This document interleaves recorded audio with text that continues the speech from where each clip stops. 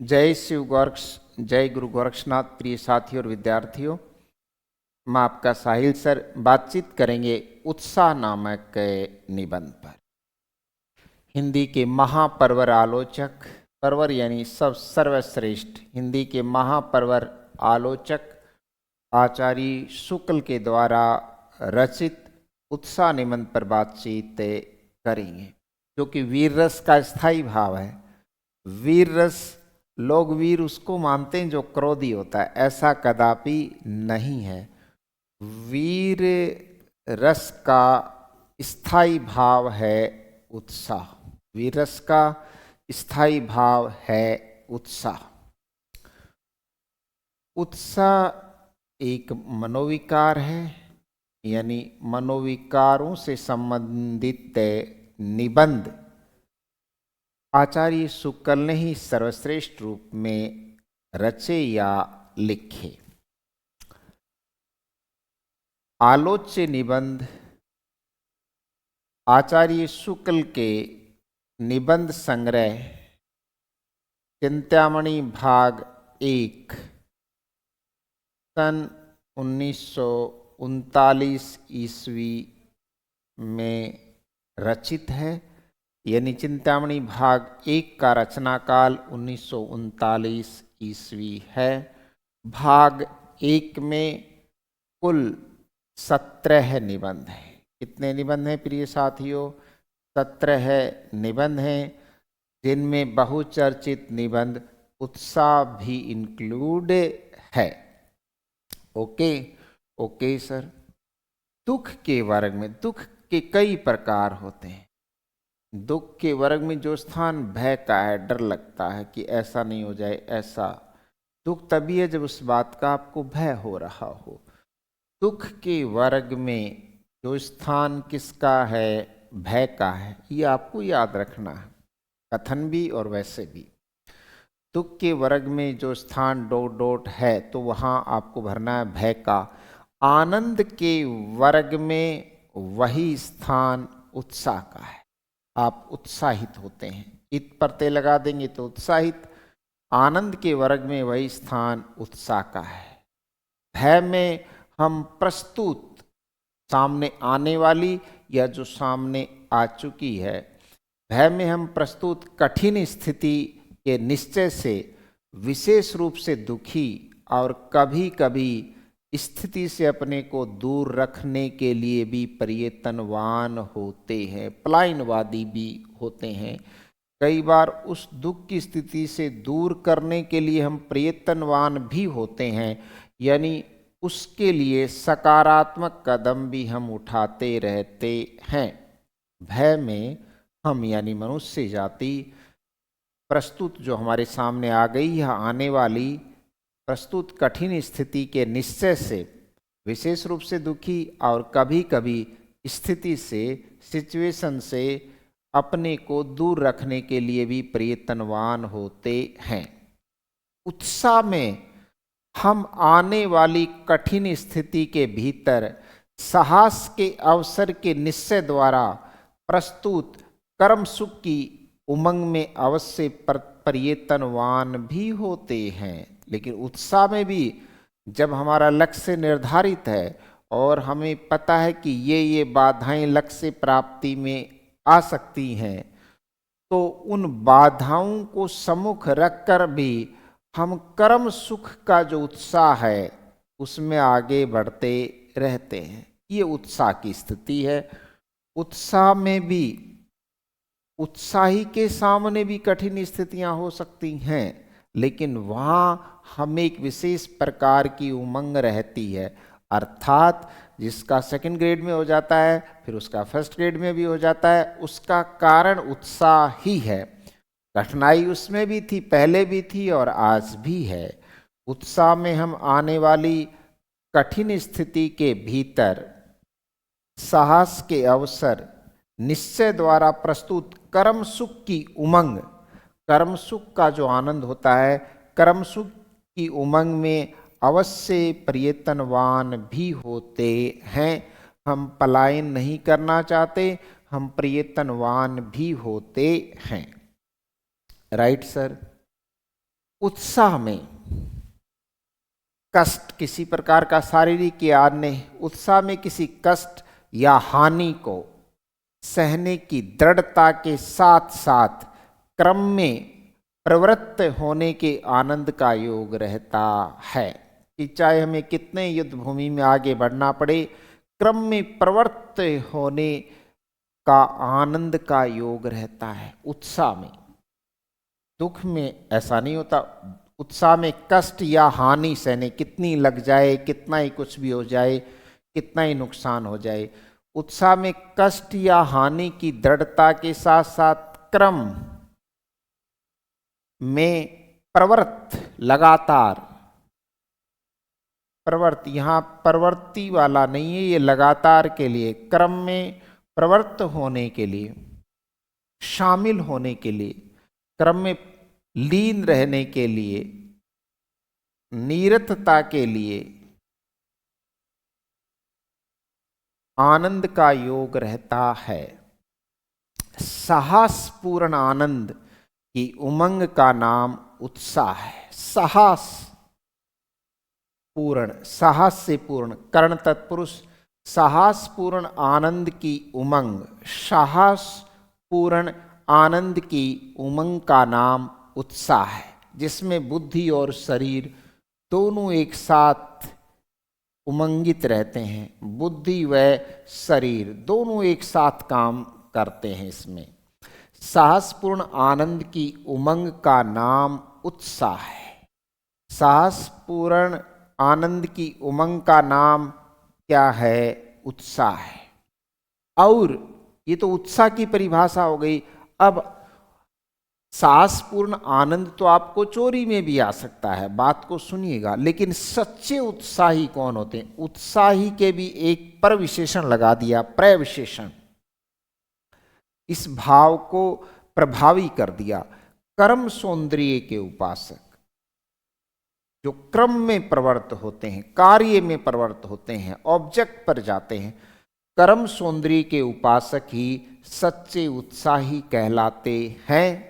और ये क्वेश्चन सर्वाधिक इम्पोर्टेंट है कि उत्साह निबंध के अनुसार आचार्य शुक्ल ने सच्चा उत्साही किसको कहा है?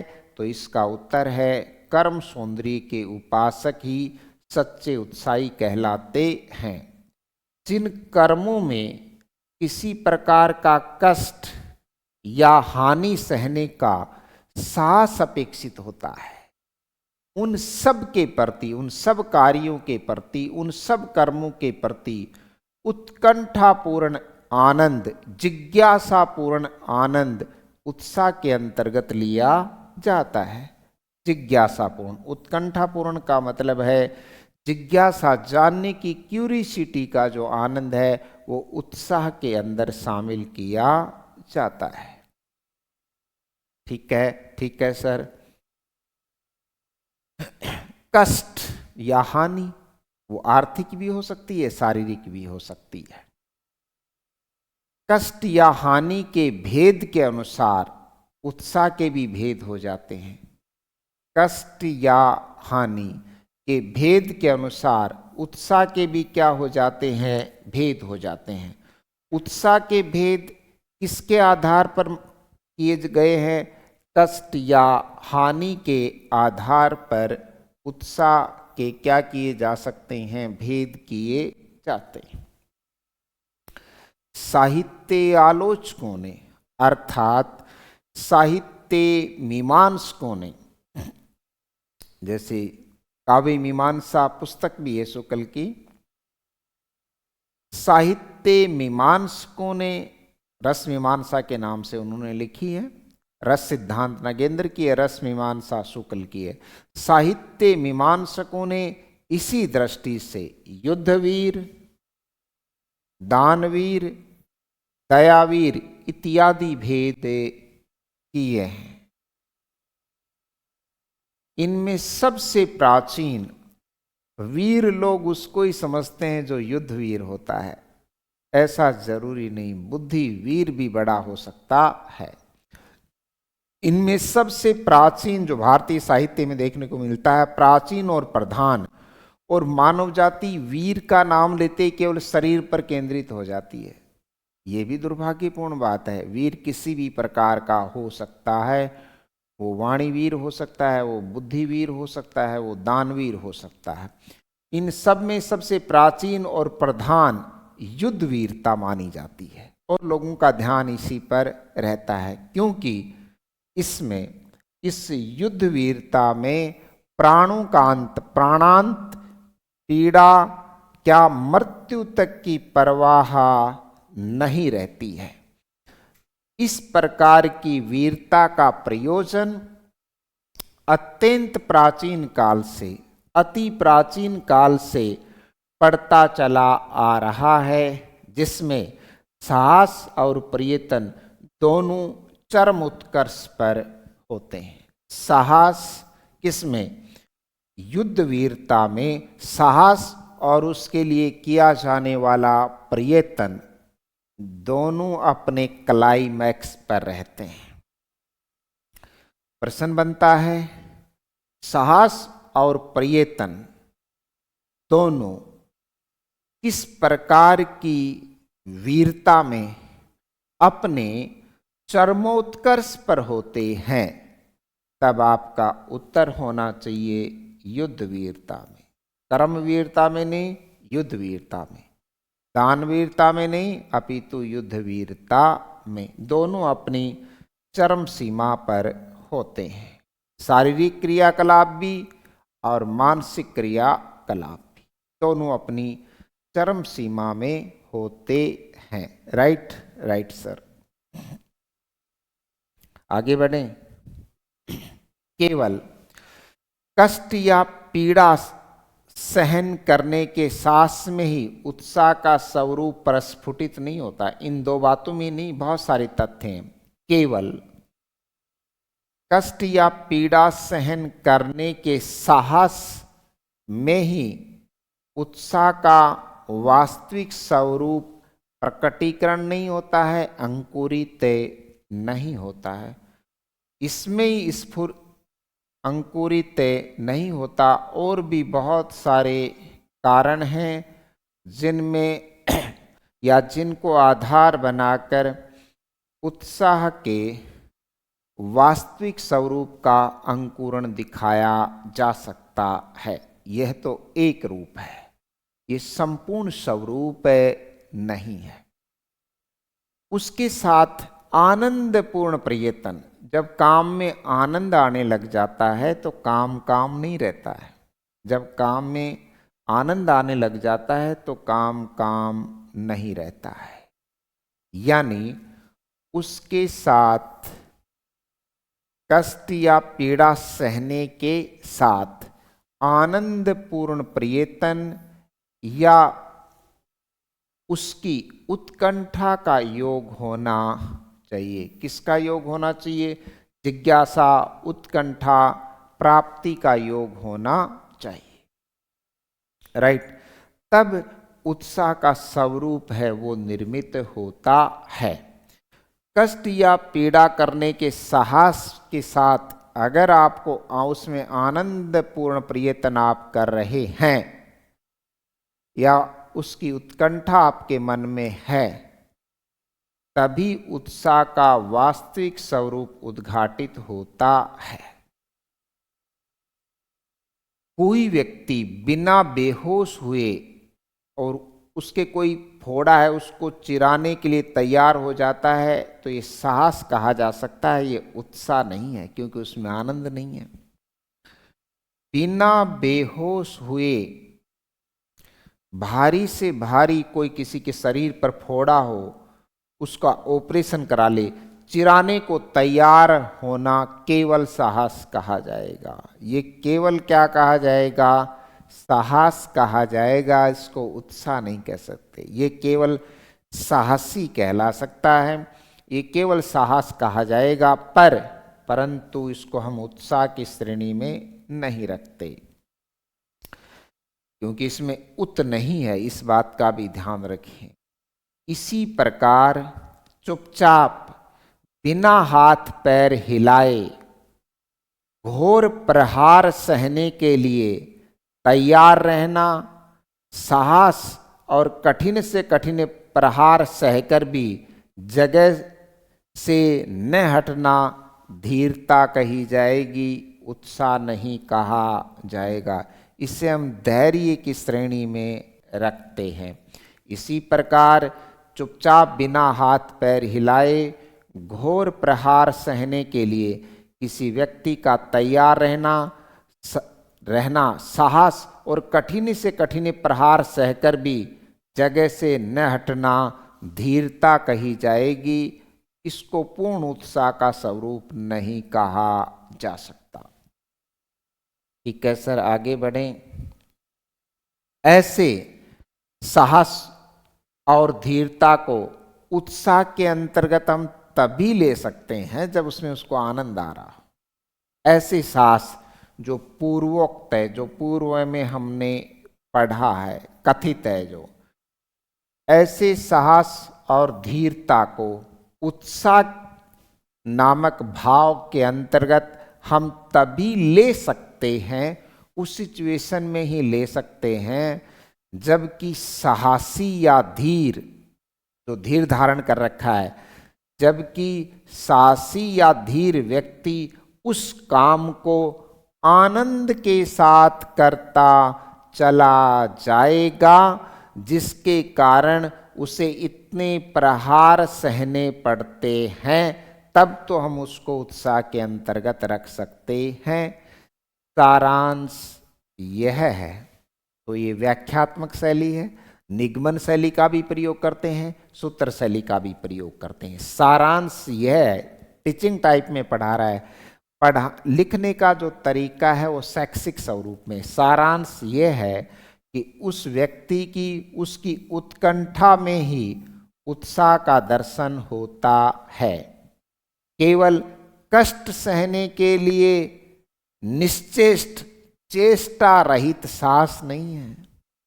केवल कष्ट सहन करने के लिए किसी व्यक्ति का निश्चेष्ट रहना, अर्थात चेष्टा रहित रहना, अव्ययभावी समास है। निश्चेष्ट रहना साहस नहीं है, क्योंकि प्रियतनवान होना चाहिए। धरती, धैर्य और साहस दोनों का उत्साह के बीच संचरण होता है। धरती यानी धैर्य और साहस दोनों का उत्साह के बीच ही क्या होता है, संचरण होता है। राइट, धरती और साहस दोनों के बीच, दोनों का उत्साह के अंदर ही क्या होता है, संचरण होता है, प्रस्फुटन होता है। ओके। दानवीर में अर्थ त्याग का साहस होता है। दानवीर तभी दानवीर कहा जाएगा जब उसे अभाव का सामना करना पड़े, उसी चीज का, जिस चीज का उसने दान दिया है, जब उसका अभाव का सामना करना पड़े तभी वो दानवीर है। रिश्वत के पैसे लेकर दान देना दानवीरता नहीं है। एटीएम तोड़कर गांव के मंदिर में पैसे लगा देना दानवीरता नहीं है। किसी के पैसे खा करके गांव में भामाशा बन जाना दानवीरता नहीं है। दानवीर में अर्थ त्याग, अर्थ से अलग होने की जो प्रवृत्ति है, अपादान है। दानवीर में अर्थ त्याग का साहस, अर्थात उसके कारण होने वाले कष्ट या कठिनता को सहने की क्षमता अंतर्निहित रहती है, अंतर्हित या अंतर्निहित रहती है। दानवीरता तभी कही जाएगी, बात पर सुनिएगा, गौर करिएगा, हर कोई दानवीर नहीं हो सकता। दानवीरता तभी दानवीरता कही जाएगी जब दान के कारण दानी को अपने जीवन यापन में अथवा अपने जीवन निर्वाह में किसी प्रकार का कष्ट या कठिनता दिखाई देगी या कठिनता सहन करनी पड़े, तभी वो सच्ची दानवीरता है। जैसे कर्ण को अपने कवच कुंडल देने से जीवन में कष्ट का सामना करना पड़ेगा, मृत्यु का, तभी वो दानवीरता है। भ्रष्टाचार के पैसे से अधिकारी अगर कहीं मंदिर में या किसी व्यक्ति को 1,00,000 रुपए देता है तो वो दानवीरता नहीं है क्योंकि उसके पैसे देने से उसको किसी प्रकार के कष्ट सहने अथवा जीवन निर्वाह में उसके कोई दिक्कतें नहीं है, अस्तु वह दान भी नहीं है। दानवीरता तभी दानवीरता है जब दानदाता को अपने जीवन निर्वाह में किसी कठिनता का सामना करना पड़े। इस कष्ट की दाता को इस कष्ट की अथवा कठिनता की मात्रा, कैपेसिटी या संभावना जितनी अधिक होगी, दानवीरता उतनी ही ऊंची समझी जाएगी, तभी उच्च दानवीरता की श्रेणी में वो आ सकता है, जैसे कर्ण। राइट। इस कष्ट या कठिनता की मात्रा या संभावना जितनी अधिक होगी उतनी ही ऊंची समझी जाएगी, क्या? दानवीरता। Okay okay sir. परंतु इस अर्थ त्याग के साहस के साथ ही देखिए, पर यानी परंतु इस दानवीर पर बात हो रही है, इस अर्थ त्याग के साहस के साथ ही निपात का प्रयोग कर रहा है। जब तक पूर्ण तत्परता और आनंद के चिन्ह न दिखाई पड़ेंगे, दानवीर में, दानदाता में आनंद का भाव पैदा होना चाहिए, विवशता का नहीं। पर इस अर्थ त्याग के साहस के साथ ही जब तक पूर्ण तत्परता और आनंद के चिन्ह, लक्षण न दिखाई पड़ेंगे, तब तक उस दानवीरता में भी उत्साह का स्वरूप खड़ा नहीं होगा। अगर उस दानवीरता में कष्ट और कठिनता के बावजूद भी आनंद के उद्गार दिखाई देते हो, आनंद के लक्षण दिखाई देते हो, तभी उत्साह का स्वरूप प्रकट होगा। राइट। अगर ये चिन्ह न दिखाई पड़े तो उत्साह का स्वरूप, वास्तविक स्वरूप खड़ा नहीं होगा, उत्साह का बिंब जो है वो खड़ा नहीं होगा। युद्ध के अतिरिक्त, युद्ध भूमि में युद्धवीर, युद्ध के अतिरिक्त संसार में और भी ऐसे विकट काम होते हैं। लोग युद्ध को ही सबसे विकट काम मानते हैं, ऐसा नहीं है। युद्धवीर से भी बहुत बड़े वीर होते हैं, क्योंकि महाभारत में तो कृष्ण युद्धवीर नहीं है, महाभारत में कृष्ण युद्धवीर नहीं है, अपितु बुद्धिवीर हैं। युद्ध के अतिरिक्त भी संसार में और भी ऐसे विकट काम होते हैं जिनमें घोर शारीरिक कष्ट सहन करना पड़ता है। अब आप ये सोचोगे, सर युद्ध के अलावा ऐसे और कौन से काम हैं जिनमें घोर शारीरिक संकट सहन करना पड़ता है? जैसे आप हिमालय पर चढ़ाई करें, जैसे आप घोर शीत वनों में चले जाएं, जैसे अचानक आप ऐसे जंगल में चले जाएं जहां जंगली पशुओं से, शेर इत्यादि से आपका सामना हो जाए। राइट। यानी और आप रिसर्च के लिए समुद्र में कूद जाओ। युद्ध के अतिरिक्त संसार में और भी ऐसे विकट काम होते हैं जिनमें युद्ध से भी ज्यादा घोर शारीरिक कष्ट सहन करना पड़ता है अथवा सहना पड़ता है और प्राण हानि तक की संभावना बनी रहती है। जैसे कोई रॉकेट से अंतरिक्ष यात्री जाते हैं जिनमें प्राण हानि तक की क्या रहती है? संभावना रहती है।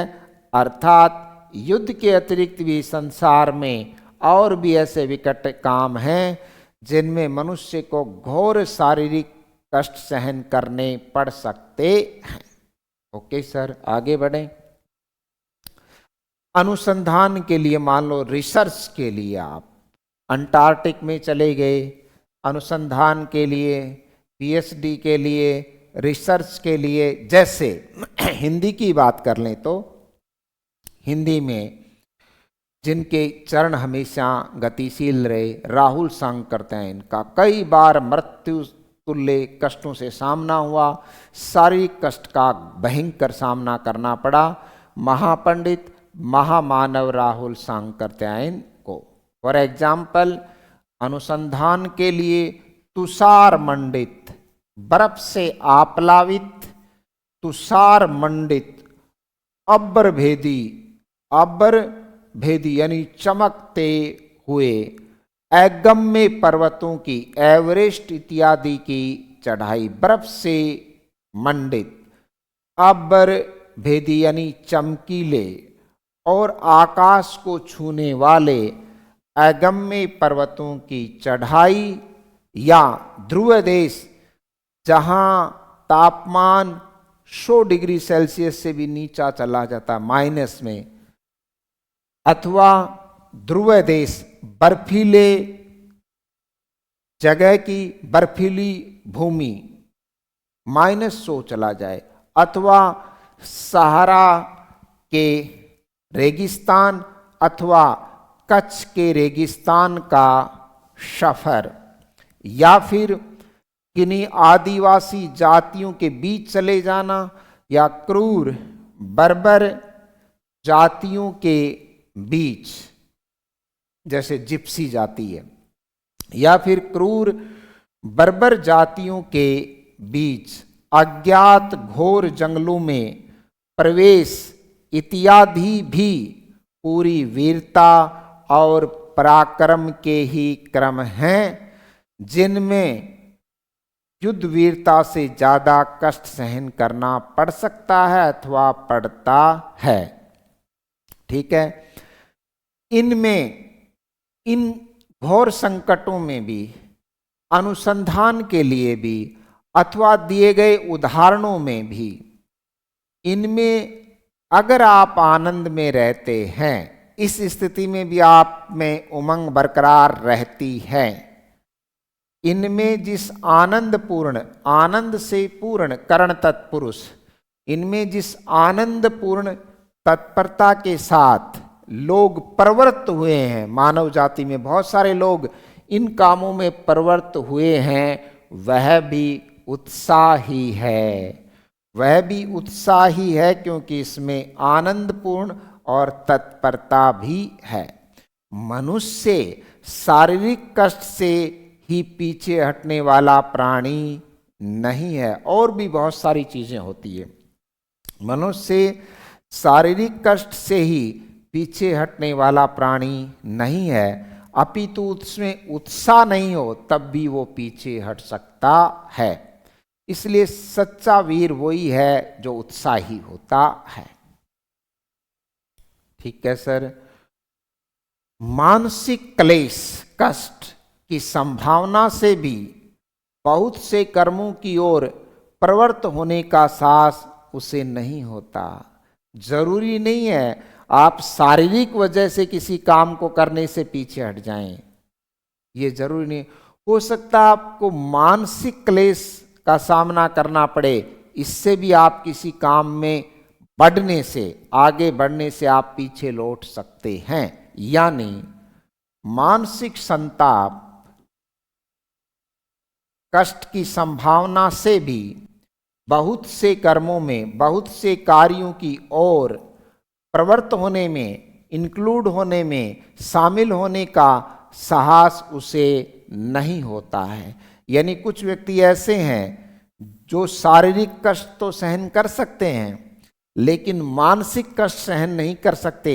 इसी कारण कुछ लोग ऐसे कार्यों में शामिल नहीं होते। राइट। जैसे बहुत सारे कष्ट हैं, झूठ बोलने के बाद भी बहुत सारे कष्ट लोगों को आते हैं। मुझे कई कहते हैं प्रॉपर्टी डीलर में शामिल हो जाओ, नहीं हो सकता मैं, ये मानसिक क्लेश का काम है। बहुत से कर्मों की ओर प्रवृत्त होने का साहस उसे नहीं होता। जिन बातों से समाज के बीच हमें उपहास का सामना करना पड़े, मजाक का, या सामाजिक लोग हमारी निंदा करें, अपमान इत्यादि का भय रहता है, उन्हें अच्छी और कल्याणकारी समझते हुए भी बहुत से लोग ऐसे कार्यों से दूर रहते हैं। जिन बातों से समाज के बीच हमें हंसी का पात्र बनना पड़े, उपहास, समाज के लोग निंदा करें, अपमान करें इत्यादि का भय भी लोगों को रहता है, उन्हें अच्छी और कल्याणकारी बात समझते हुए भी, किसी कार्य को अच्छा और कल्याणकारी तथ्य समझते हुए भी बहुत से लोग उनसे दूर रहते हैं। प्रत्यक्ष सामने हानि देखते हुए भी कुछ प्रथाओं का अनुसरण बड़े बड़े समझदार तक इसलिए करते चलते हैं कि उनके त्याग से वे बुरे कहे जाएंगे, लोगों में उनका वैसा आदर सम्मान नहीं रह जाएगा। प्रत्यक्ष हमें पता है इस बात से हानि हो रही है, लेकिन लोग क्या कहें, यानी प्रत्यक्ष हानि है, पता इस काम से हानि होगी, देखते हुए भी कुछ प्रथाएं ऐसी हैं का अनुसरण बड़े बड़े समझदार इसलिए करते चलते हैं कि उनके त्याग से, किनके त्याग से, उन प्रथाओं के त्याग से, किनके त्याग से, उन कुरीतियों अथवा उन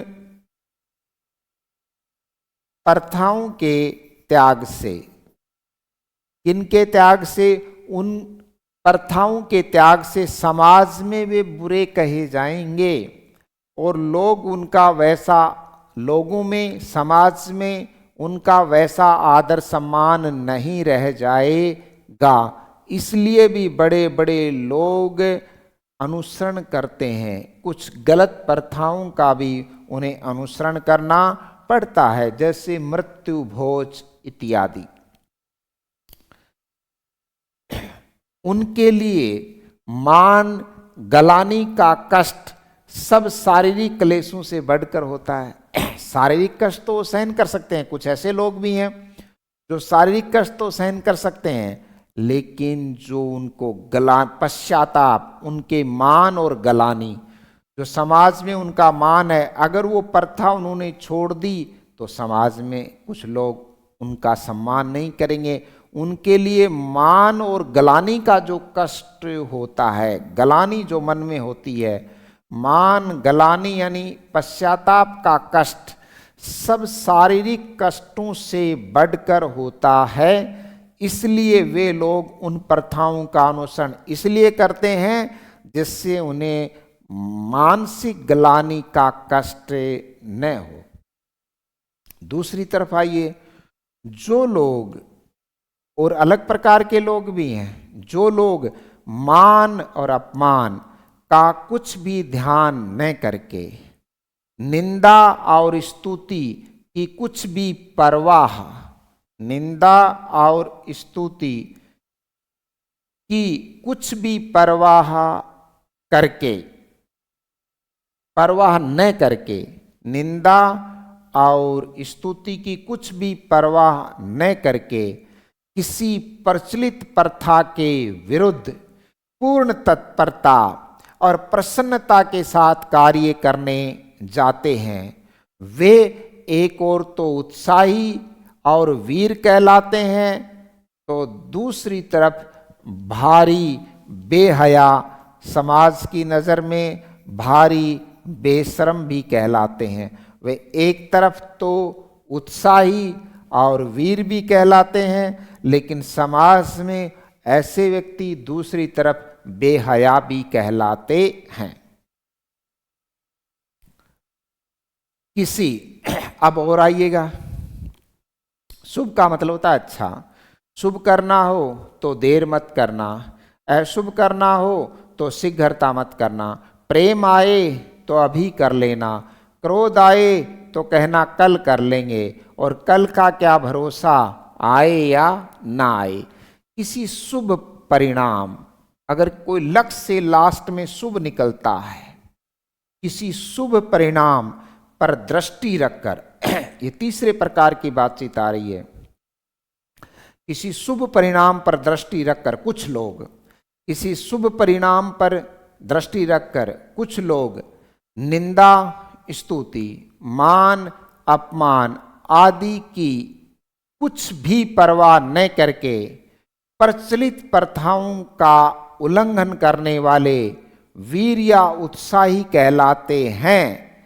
यह देखकर बहुत से लोग केवल इस विरुद्ध के लोभ में ही अपनी उछल कूद दिखाया करते हैं। वे केवल उत्साही या साहसी कही जाने के लिए चली आती हुई प्रथाओं को तोड़ने की केवल धूम मचाया करते हैं। शुभ परिणाम पर दृष्टि रखकर निंदा, स्तुति, मान, अपमान आदि की कुछ भी परवाह न करके प्रचलित प्रथाओं और मानदंडों का उल्लंघन करने वाले, जैसे रेड लाइट को पार कर गए, इनको वीर नहीं कहते, उल्लंघन करने वाले वीर या उत्साही कहलाते हैं। ये देख करके आजकल ऐसे लोग भी आ गए, ये देखकर बहुत से लोग वो सोचेंगे लोग अपने को भी वीर कहेंगे, है ना, गाड़ी हदर कर दूंगा और ये कर दूंगा वो, है ना।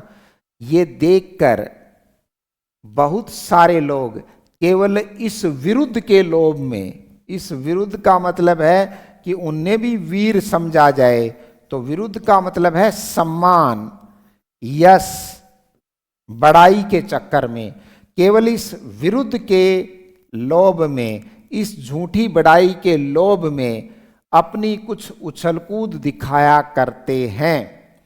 वे केवल उत्साही या साहसी कही जाने के लिए ही चली आती हुई प्रथाओं को तोड़ने की क्या करते हैं, धूम मचाया करते हैं कि हमने 1 रुपए में शादी की, बाद में पता चलता है 5 प्लॉट पहले ही नाम करवा लिए थे। ऐसे बावड़े लोग झूठी धूम मचाया करते हैं। ऐसे लोगों की संख्या समाज में अधिसंख्य है, यानी बहुत ज्यादा है।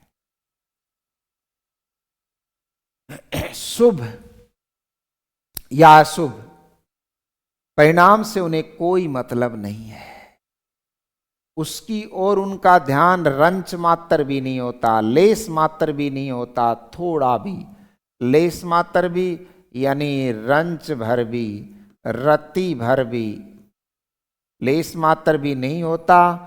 यदि किसी प्रिय मित्र के आने का समाचार पाकर हम चुपचाप ज्यों के त्यों, एज इट इज, ज्यों के त्यों आनंदित होकर बैठे रह जाएं या थोड़ा हंस भी दें, तो ये हमारा उत्साह नहीं कहा जाता, इसको उत्साह नहीं कहते। लोग कहते हैं गर्मजोशी से मिलते हैं, और आजकल तो पहले ये अंगुली मिलाते हैं, फिर ये अंगुली, फिर हाथ मिलाते हैं, फिर ऐसे करते हैं, फिर ऐसे करते हैं, ये उत्साह नहीं है।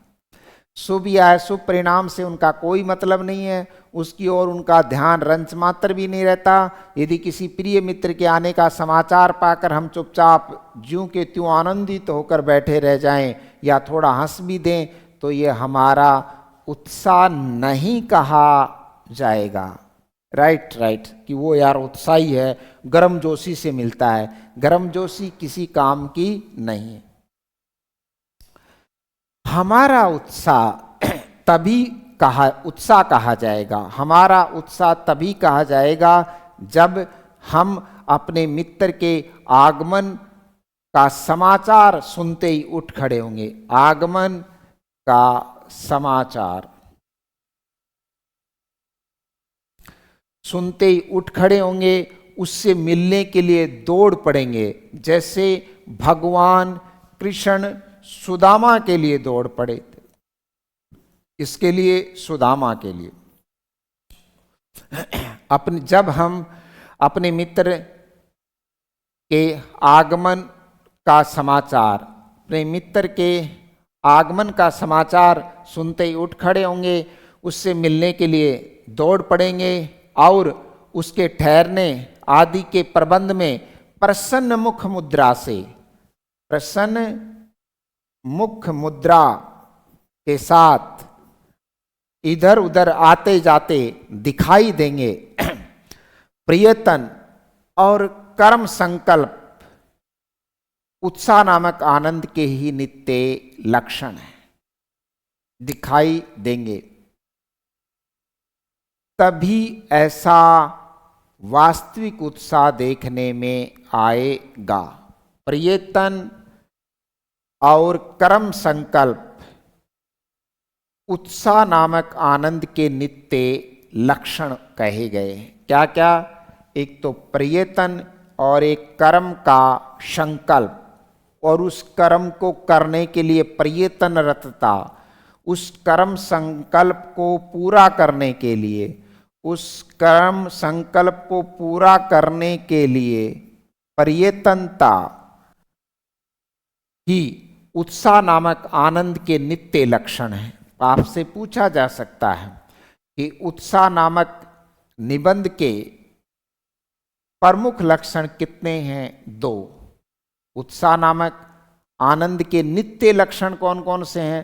प्रयत्न और कर्म का संकल्प, और उसके लिए उस कर्म का जो संकल्प आपने लिया है उसके लिए पूर्ण प्रयत्नता अथवा पूर्ण प्रयत्नरतता, ये उत्साह नामक जो आनंद होता है उसके नित्य लक्षण माने गए हैं। प्रत्येक कर्म में थोड़ा बहुत बुद्धि का योग भी रहता है। कोई भी कार्य कर लो आप, उसमें बुद्धि का योग तो रहता है।